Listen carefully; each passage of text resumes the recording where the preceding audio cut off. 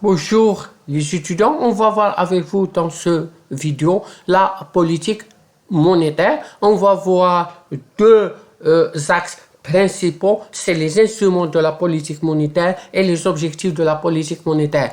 Premièrement, les instruments de la politique monétaire. Pour tenter de mettre à la disposition de l'économie la quantité adéquate de monnaie, les pouvoirs publics disposent d'un ensemble de moyens d'intervention que l'on peut regrouper en deux catégories principales, les instruments de contrôle direct et les instruments de contrôle indirect sur la masse monétaire. On va voir maintenant le contrôle direct de la masse monétaire. Il y a l'encadrement de crédit et la sélectivité des crédits. L'encadrement de crédit, les autorités monétaires limitent directement les crédits accordés en fonction d'indices de progression. Deuxième contrôle direct de la masse monétaire, c'est la sélectivité du crédit. Les autorités monétaires autorisent l'ouverture du crédit à des secteurs d'activité particuliers. Après avoir utilisé de manière continue entre 1973 et 1991, ce type de contrôle a été supprimé en 1991 du fait des conséquences néfastes qu'il générait. Ça veut dire l'encadrement du crédit. L'encadrement, il est éliminé, il est supprimé du fait des conséquences néfastes qu'il générait.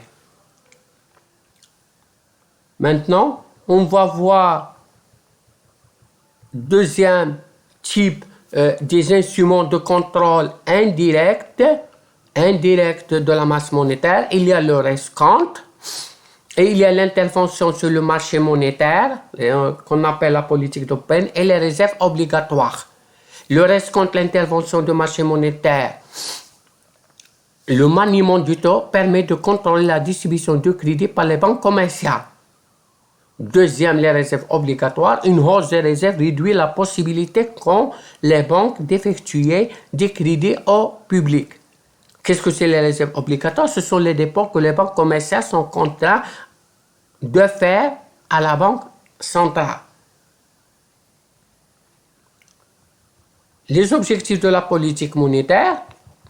La politique monétaire est un élément de la politique économique globale qui vient d'appuyer et confronter les autres choix faits par les pouvoirs publics dans le domaine budgétaire ou dans celui de la politique industrielle par exemple. Mais la politique monétaire a malgré tout les objectifs précis. Assurer